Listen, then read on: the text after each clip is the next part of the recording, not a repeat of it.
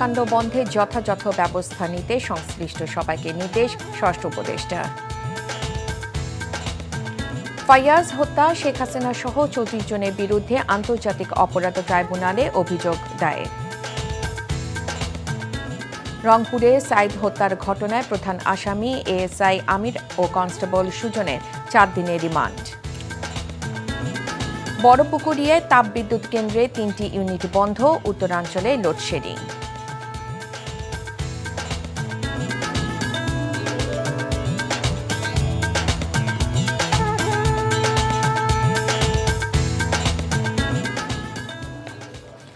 আসসালামু আলাইকুম। রায়কা আল হোসেন স্বাগত জানাচ্ছি এনটিভি দেশের খবরে। ক্রাউন সিমেন্ট শিরোনাম দেখছিলেন, এবার চলুন পুরো খবরে। ভবিষ্যতে সীমান্তে হত্যাকাণ্ড বন্ধে যথাযথ ব্যবস্থা নিতে সংশ্লিষ্ট সবাইকে নির্দেশ দেওয়া হয়েছে বলে জানিয়েছেন স্বরাষ্ট্র উপদেষ্টা অবসরপ্রাপ্ত লেফটেন্যান্ট জেনারেল মোহাম্মদ জাহাঙ্গীর আলম চৌধুরী। দুপুরে সচিবালয়ে আসন্ন শারদীয় দুর্গাপূজার আইনশৃঙ্খলা পরিস্থিতি নিয়ে বৈঠক শেষে একথা বলেন তিনি। আর পূজায় আইনশৃঙ্খলার অবনতির চেষ্টা করলে কঠোরভাবে দমন করা হবে বলেও জানান উপদেষ্টা। এছাড়া প্রধান উপদেষ্টার পক্ষ থেকে দুর্গাপূজায় বিভিন্ন মণ্ডপে ৪ কোটি টাকা বিশেষ বরাদ্দ দেওয়া হয়েছে বলে জানিয়েছেন ধর্ম উপদেষ্টা আফম খালিদ হোসেন। রকনউদ্দিনের রিপোর্ট। আসন্ন শারদীয় দুর্গাপূজার আইনশৃঙ্খলা পরিস্থিতি ও সার্বিক নিরাপত্তা নিয়ে স্বরাষ্ট্র মন্ত্রণালয়ে অনুষ্ঠিত হয় এই বৈঠক। পূজামণ্ডপ তৈরি ও পূজাকালীন সময়ে নিরাপত্তার পাশাপাশি বিদ্যুৎ সরবরাহ নিশ্চিত করা হবে বলে বৈঠক শেষে জানান স্বরাষ্ট্র উপদেষ্টা। এছাড়া প্রতিটি পূজামণ্ডপে রাতে অন্তত ৩ জন ও দিনে 2 জন স্বেচ্ছাসেবক থাকবেন বলেও জানান তিনি। কোনো ধরনের হামলা না হয় এটা এনশিওর করার দায়িত্ব আমার। এটা বলছেন স্যার, কিন্তু ব্যবস্থা কি নিয়েছেন? অনেক জায়গায় এই ব্যবস্থা আইন শৃঙ্খলা বাহিনীকে নির্দেশনা দেওয়া হয়েছে। আজানের কমের পক্ষে 5 মিনিট আগে কোনো বাদ্যযন্ত্র বা মাইকের ব্যবহার বন্ধ রাখতে হবে এবং নামাজ শেষ পর্যন্ত এই ধরনের কার্যকলাপ বন্ধ রাখতে হবে। আর দুর্গাপূজা উপলক্ষে প্রধান উপদেষ্টার পক্ষ থেকে 4 কোটি টাকা বিশেষ বরাদ্দ দেওয়া হবে বলে জানান ধর্ম উপদেষ্টা। আমরা একটু তালিকা করে অসচ্ছল মন্দিরগুলোকে আমরা এই 4 কোটি টাকা জেলা প্রশাসকদের মাধ্যমে এগুলো আমরা বিতরণ করব। এতদিন যে বিচার হয় নাই, এটা তদন্ত করে কোন কোন মামলার স্পেসিফিক মামলা আছে আমাদের জানালে আমরা একটু মনিটর করব। এ সময় স্বরাষ্ট্র উপদেষ্টার কাছে সাংবাদিকদের প্রশ্ন ছিল, সীমান্তে হত্যা বন্ধে কি পদক্ষেপ নিচ্ছে সরকার।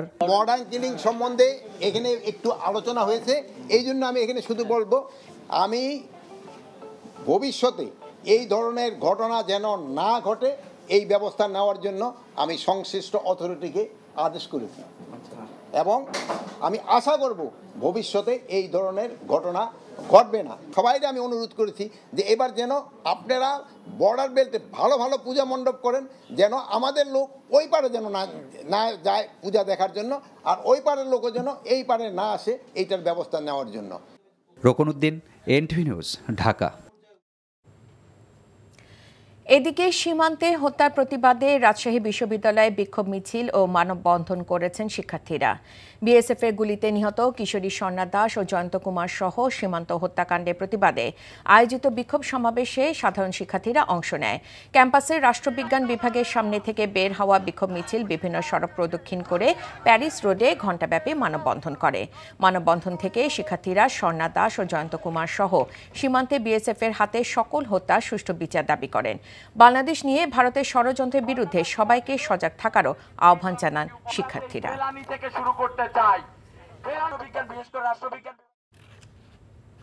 স্বৈরাচার বিরোধী শিক্ষার্থীদের এক দফার আন্দোলনে গত 18 জুলাই পুলিশের গুলিতে রেসিডেন্সিয়াল মডেল কলেজের ছাত্র ফারহান ফাইয়াজ হত্যার ঘটনায় শেখ হাসিনা সহ 34 জনের বিরুদ্ধে হত্যা ও গণহত্যার অভিযোগ দায়ের করা হয়েছে। ফারহানের বাবা শহীদুল ইসলাম ভূঁইয়া আন্তর্জাতিক অপরাধ ট্রাইব্যুনালে তদন্ত সংস্থায় এই অভিযোগ দাখিল করেন আজ। মামলার অন্য আসামিরা হলেন ওবায়দুল কাদের, আনিসুল হক, ব্যারিস্টার ফজলে নূর তাপস ও জাহাঙ্গীর কবির নানক, শেখ ফজলে শামস পরশ, ছাত্রলীগ সভাপতি সাদ্দাম হোসেন, সাধারণ সম্পাদক ওয়ালি আসিফ ইনান, পুলিশ কর্মকর্তা বিপ্লব কুমার সহ 34 জন। তাদের বিরুদ্ধে হত্যা ও গণহত্যা সহ মানবতা বিরোধী অপরাধ সংগঠনের অভিযোগ আনা হয়েছে। আন্তর্জাতিক অপরাধ ট্রাইব্যুনালে অভিযোগ জানিয়ে নিজের সন্তানের হত্যার জন্য দায়ীদের সর্বোচ্চ শাস্তি জানিয়েছে ফারহানের বাবা মা। পিতার কাঁধে ছেলের লাশ, এর চেয়ে ভারী বস্তু পৃথিবীতে আর কিছু নাই। আমি মহামান্য আদালতের কাছে শরণাপন্ন হয়েছি, যারাই হত্যাযোগ্য এই গণহত্যা চালিয়েছে তাদের বিচারের আওতায় এনে উপযুক্ত শাস্তি খুব দ্রুত বিচারের জন্য আমরা আহ্বান জানাচ্ছি আপনাদের মাধ্যমে। তারা আজকে আনুষ্ঠানিকভাবে আমাদের কাছে অভিযোগটা নিয়ে এসেছেন। যদিও তারা নাও আসতেন, আমরাই টিমের পক্ষ থেকে এই অভিযোগগুলো কম্পাইল করে এখানে মামলা দায়ের করতাম। তা আমরা এটা পেয়েছি, আমাদের জন্য সহযোগিতা হয়েছে। আমরা আপনাদের মাধ্যমে জাতিকে জানাতে চাই যে যারা এইভাবে ভিকটিম ফ্যামিলি আছেন তাদের তথ্যগুলো আমরা গ্রহণ করব। আমরা একটা ডেস্ক ওপেন করছি আজকের থেকে। ক্ষমতাচ্যুত প্রধানমন্ত্রী শেখ হাসিনা সহ 280 জনকে আসামি করে সাভারে আরও একটি হত্যা মামলা দায়ের করা হচ্ছে। বৈষম্য বিরোধী ছাত্র আন্দোলনে মেহেদী হাসান নামে একজনকে গুলি করে হত্যার ঘটনায় এই মামলাটি দায়ের করা হয়। মেহেদী হাসান রাজমিস্ত্রি সহকারী হিসেবে কাজ করতেন। মামলার বাদী নিহতের বাবা বাচ্চু সরকার। সকালে সাভার মডেল থানায় এই মামলাটি রেকর্ড করা হয়। এ নিয়ে স্বৈরাচার শেখ হাসিনাকে প্রধান আসামি করে কেবলমাত্র সাভার মডেল থানাতেই 10টি হত্যা মামলা দায়ের করা হলো। নাটোরে 3টি মামলা থেকে খালাস পেলেন বিএনপি কেন্দ্রীয় নেতা রুহুল কুদ্দুস তালুকদার দুলুর সহ শতাধিক বিএনপি নেতাকর্মী। দুপুরে পৃথক দুটি আদালত থেকে তাদের খালাস দেওয়া হয়। 2004 সালে রুহুল কুদ্দুস তালুকদার দুলুর ভাতিজা সাব্বির আহমেদ গামাকে নলডাঙ্গা উপজেলার রামসার কাজীপুরে নৃশংসভাবে কুপিয়ে হত্যা করে দুর্বৃত্তরা। এর জেরে বিক্ষুব্ধ গ্রামবাসী সন্দেহভাজন ব্যক্তিদের বাড়ি ঘরে হামলা, ভাঙচুর, অগ্নিসংযোগ করে। এই ঘটনার প্রেক্ষিতে দুলুর সহ শতাধিক বিএনপি নেতাকর্মীর বিরুদ্ধে চাঁদাবাজি, ভাঙচুর, লুটপাটের মামলা দায়ের করে প্রতিপক্ষরা। দিনাজপুরে বড়পুকুরিয়া তাপবিদ্যুৎ কেন্দ্রে 3টি ইউনিট বন্ধ হয়ে গেছে। চীন থেকে যন্ত্রাংশ আসার পর এই ইউনিট 3টি চালু হবে। 3টি ইউনিটের মধ্যে 2 নম্বর ইউনিটটি 2020 সাল থেকে বন্ধ রয়েছে। তাপবিদ্যুৎ কেন্দ্রের প্রধান প্রকৌশলী আবু বকর জানান, 2 নম্বর ইউনিটটি চালু হতে 1 সপ্তাহ লাগবে। এই ইউনিটে 7 থেকে 65 মেগাওয়াট বিদ্যুৎ উৎপাদন হতো এবং জাতীয় গ্রিডে সরবরাহ হতো। 3 নম্বর ইউনিটটি চালু হতে 2 সপ্তাহের মতো সময় লাগবে। চীন থেকে যন্ত্রাংশ আসার পরই এই ইউনিট চালু হবে। 250 মেগাওয়াটের এই ইউনিটে 220 মেগাওয়াট বিদ্যুৎ উৎপাদন হয়ে আসছিল। এদিকে জাতীয় গ্রিডে বিদ্যুৎ সরবরাহ না হওয়ায় দিনাজপুর সহ আশেপাশের জেলায় লোডশেডিং বেড়েছে। রাজনৈতিক পট পরিবর্তনের পর অনিশ্চয়তা দেখা দিয়েছে ব্রাহ্মণবাড়িয়ার 4 লেন প্রকল্পের কাজে। আশুগঞ্জ থেকে আগরতলা পর্যন্ত সড়ককে 4 লেনে উন্নীত করা প্রকল্পের প্রকৌশলী ও কর্মীরা ভারতে চলে যাওয়ায় বন্ধ হয়ে গেছে এই প্রকল্পের কাজ। তবে সড়কের বিধ্বস্ত অংশ মেরামতে বিশেষ উদ্যোগের কথা জানিয়েছেন সড়ক ও জনপথ বিভাগের এক কর্মকর্তা। ব্রাহ্মণবাড়িয়া থেকে শিহাবুদ্দিন বিপুর পাঠানো রিপোর্ট। ভারতীয় ঋণ সহায়তা এবং বাংলাদেশ সরকারের যৌথ অর্থায়নে 5,791 কোটি টাকায় বাস্তবায়িত হচ্ছে আশুগঞ্জ থেকে আগরতলা পর্যন্ত 50 কিলোমিটার 4 লেন সড়কটি। 2020 সালে প্রকল্পটির কাজ শুরু করে ভারতীয় ঠিকাদারি প্রতিষ্ঠান এফকনস ইনফ্রাস্ট্রাকচার লিমিটেড। গত 5 আগস্ট সাবেক প্রধানমন্ত্রী শেখ হাসিনা ভারতে পালিয়ে যাওয়ার পর বাংলাদেশ ছেড়ে চলে যায় ভারতীয় ঠিকাদারি প্রতিষ্ঠান এফকনসের প্রকৌশলী ও কর্মীরা। ফলে বন্ধ হয়ে গেছে এই প্রকল্পের কাজ।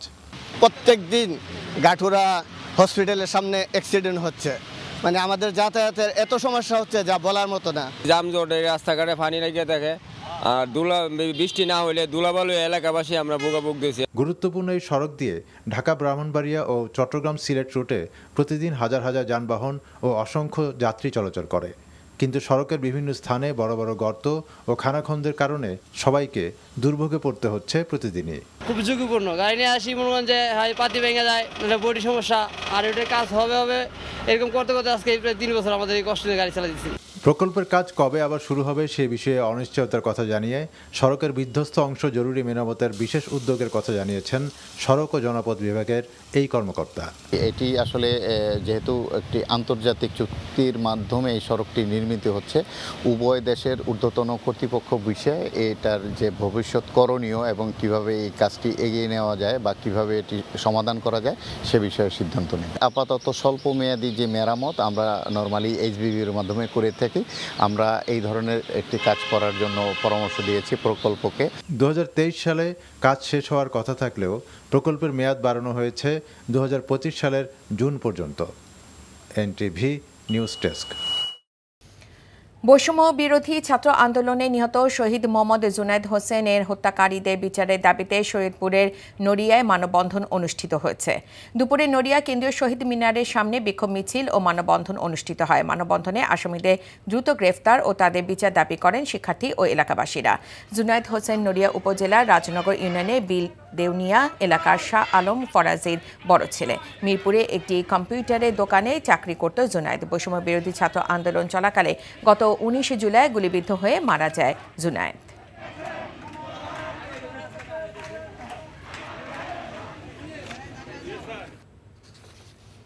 সাবেক আইনমন্ত্রী আনিসুল হক সারা বাংলাদেশকে একটি কারাগারে পরিণত করেছিল বলে অভিযোগ করেছেন ব্রাহ্মণবাড়িয়া 4 আসনের কসবা আখাউড়া বিএনপির নেতা কবির আহমেদ ভূঁইয়া। স্থানীয় বাইক ইউনিয়ন পরিষদের সামনে বন্যা পরবর্তী পুনর্বাসন পরিকল্পনা ও সমাবেশে প্রধান অতিথির বক্তব্যে তিনি এসব কথা বলেন। তিনি বলেন, আনিসুল হকের আক্রোশের শিকার হয়েছে সবচেয়ে বেশি কসবাবাসী। তার সহযোগীরা বাংলাদেশের জনগণকে বৃদ্ধাঙ্গুলি দেখিয়ে যা ইচ্ছা তাই করেছেন। এই ষড়যন্ত্র এখনও শেষ হয়নি উল্লেখ করে সবাইকে সজাগ থাকার আহ্বান জানান তিনি।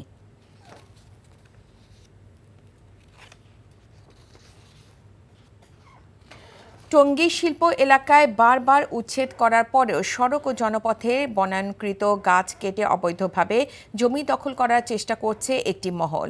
এলাকাবাসী জানায় 1960 সালের দিকে টঙ্গীর আউচপাড়া এলাকায় শৈলারগাতি ও হিমারদিঘি মৌজায় শিল্পাঞ্চলের ও সড়ক জনপদের জন্য জমি অধিগ্রহণ করা হয়। শিল্প কারখানা পরিবহন পার্কিং করার সুবিধার্থে প্লটগুলোর সামনে পর্যাপ্ত জায়গা খালি রাখা হয়েছে। কিন্তু বিভিন্ন মহল প্রভাব খাটিয়ে এই জমিগুলো অবৈধভাবে দখল করে অস্থায়ী ব্যবসা প্রতিষ্ঠান গড়ে তোলে। ইতিপূর্বে কয়েকবার উচ্ছেদ অভিযান চালায় গাজীপুর জেলা প্রশাসন ও সড়ক জনপদ বিভাগ। সম্প্রতি কে বা কারা সড়ক ও জনপদের জমিতে লাগানো গাছের চারাগুলো কেটে পুনরায় অবৈধ দখলের চেষ্টা করছে। দখলবাজদের বিরুদ্ধে কঠোর ব্যবস্থা নেওয়ার দাবি স্থানীয়দের।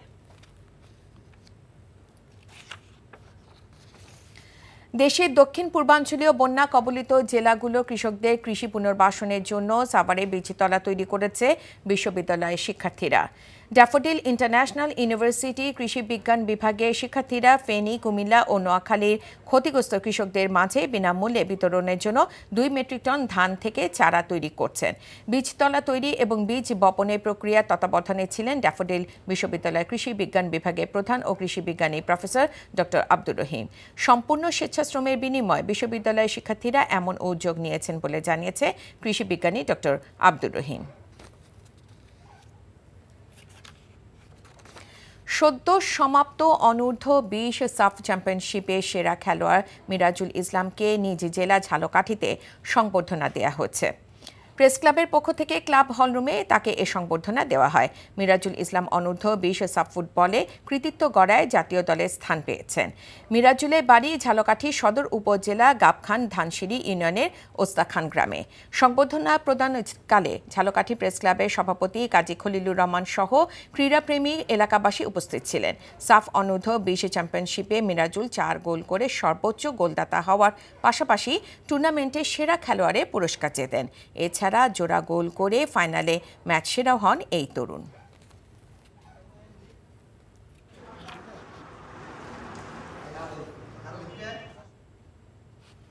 খবর শেষ করছি, যাবার আগে ক্রাউন সিমেন্ট শিরোনামগুলো আরও একবার জানিয়ে দিচ্ছি।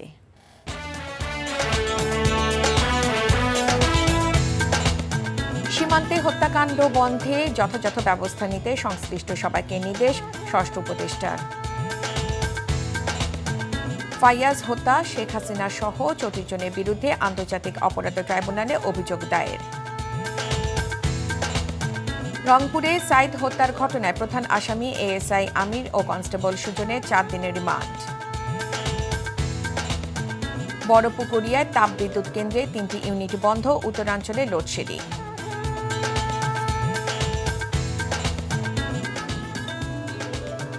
এই ছিল দেশের খবরে। এই খবরে ভিডিও সহ আপডেট জানতে ভিজিট করুন এনটিভি অনলাইন www.ntvbt.com। এছাড়াও এনটিভির জনপ্রিয় সব অনুষ্ঠান ও খবরের আপডেট জানতে ভিজিট করুন আমাদের ইউটিউব বা ভেরিফাইড ফেসবুক পেজ। 6টা ইভিনিং নিউজ দেখার আমন্ত্রণ রইল। ধন্যবাদ সবাইকে।